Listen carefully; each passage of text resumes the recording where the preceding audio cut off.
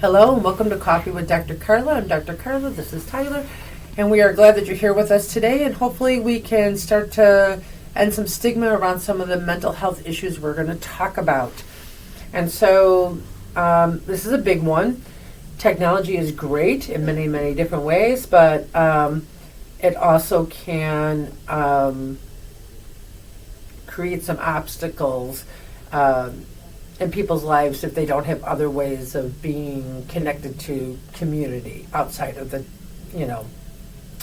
whatever the electronic way of doing that. Maybe it's a chat room or, gaming online or whatever.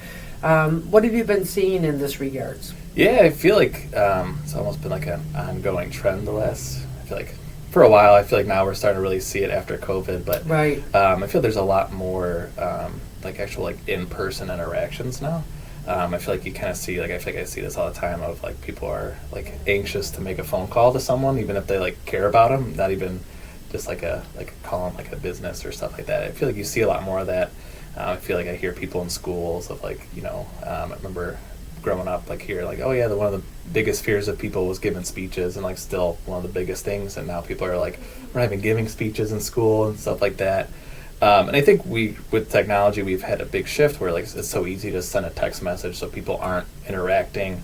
Even how we're shaped. I feel like before you hear a lot more people living together with their whole family. You have grandparents, parents, grandkids. That's the whole my thing. Living situation. We're multi-generational. Yeah, and I feel a lot more that used to be such a common thing. And I know the saying it takes a village.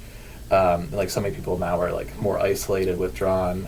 They're talking through, like you said, text or just on the computer, and they don't have that interaction. And we are social creatures, so we're not getting that benefit, and people are feeling a lot more isolated and withdrawn. So I think it's a big deal.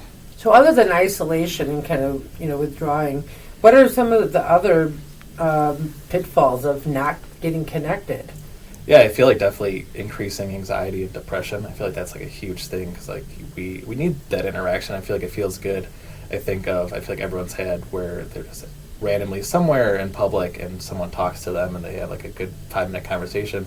You have that long-lasting impact. Man, this felt really nice. You just have this good quality conversation, and now we're not getting that, and it's limiting our social skills, our abilities, and increasing the anxiety and depression type stuff so much more. So I think that is such a big deal where social relationships really are such a protective factor for us in so many things in life, and help us deal with stress and those hard times. It helps us just build our resiliency up. So yeah, I'm just thinking that there's been times that I've shared text back and forth with friends, and we're sharing something funny, and of course we laugh, but I'm laughing at home by myself and they're laughing at home by themselves, yeah. Right? I think that if we had that same conversation in person, it would be more than a chuckle. I think we would have played it up more, laughed more. It's hard to express, I guess the depth of humor or the kind of those quirky little things that happen, right? Yeah. It doesn't translate well via text. I sent a text to my grandson's great grandma's grandma, and we got a new couch, and I did not share with them that it had recliners on it, right? Yeah. But they found them. They figured it out all on their own because they're super smart kids, and which is great. But so I took a picture with the recliner up, and I said, "Oh, look who figured out how to make the couch work." And she missed the joke completely. And not to be. She wasn't trying not to. She's like, "I don't get it. What's so funny?" And I'm like, "The recliner." She's like, "Oh, I get that, right?" But that's because we were doing it via text. Mm-hmm. Had I called her and I said something, then she would have been cracking up, and she would have totally gotten it. That kind of humor is right up her alley. Yeah. So you're right. Text or emails. Most people are not emailing each other. No, yeah. Texting each other, things get lost, nuances get lost, which is really sad. Oh yeah, definitely. So, what are some tips that maybe you would have for folks who find themselves being primarily in a virtual relationship with people, not really having those connections. Yeah, I feel like try to mitigate or kind of pick your battles. I feel like sometimes it is hard. I feel like you got to almost kind of build up to it. I think it isn't just like some people can probably fully dive in and just like, oh yeah, I'm going all away from technology and dive in. But I think that's a little bit hard. I feel like some people work from home or different technology realms that they're working in. But that can be, even like, hey, like I'm going to stop texting as much. I'm going to start doing more phone calls, kind of just like interacting in that way, or, putting more effort into getting together. I feel like I used to hear even like that so much more of like people like, hey, like I have, lunch with my friends like once a week, or like brunch, or like, hey, we're doing game night. I feel like I used to hear that a lot more from people, and I feel like that's starting even like to slow down. So I feel like even like those interactions doesn't need to be once a week or anything like that. But hey, how do I start putting effort into creating more of those opportunities to get together and be with people, or like I said, just even small step of making more phone calls than text. I hear intentionality throughout everything you're talking about. It's such a huge thing. Yeah, I mean, after we shut down, I lost touch with a good friend of mine, and I finally reached out to her and I said, we need to have lunch. Let's get together on this day. Yep. We went, and I came with my calendar. She's like, what's that? I said, for our next lunch. And she's like, what? I'm like, every month we are getting together because I don't want to lose track of you again. Right? And vice versa, right? Like, it was nothing other than we got busy. Yeah. But now, now it's understanding that, the fourth Thursday of every month we do lunch together and we pick a different place and we really enjoy it. Oh, yeah. And I've been noticing that our time together is getting longer and longer and longer. I don't know if the wait staff appreciates how much we like talking to each other, but,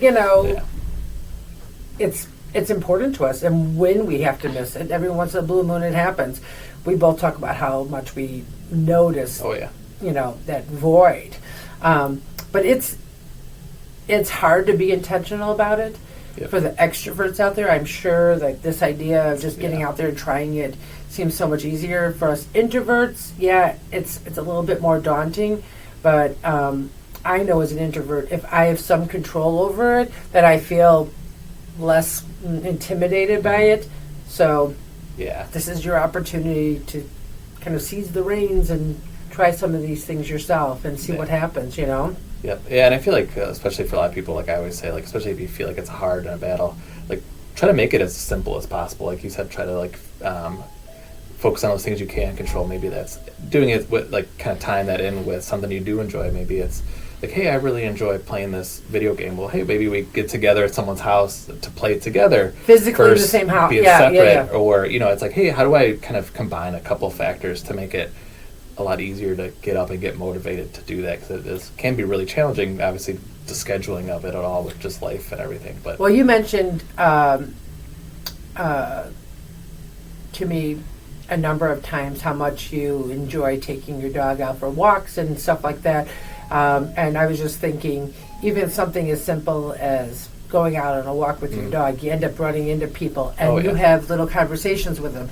Now, if you want to have lots and lots of conversations about your dog, take them for a walk around Lake Catherine, or down, some sort of path in the forest preserves, because then people are going to stop and talk to you about your dog nonstop. So that would be a way to have some real casual conversations with people, to get out there, also take care of yourself, and maybe not something that's so maybe potentially threatening, because it's all superficial talk anyhow. Yeah, exactly. And besides, the dogs are cute. Like, how can you go wrong with that, Yeah, exactly. Even like talking to like a cashier when you're checking out somewhere, like even if it's 3 sentences or whatever, it's simple, but still giving us a little bit of that interaction. So, most definitely.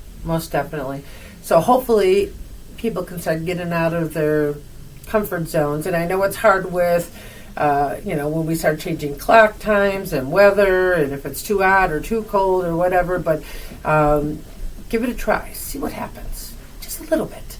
So remember, you can change your thoughts, discover your potential, and transform your life by focusing on your overall well-being. So until next time, continue working on being the best you possible. Bye.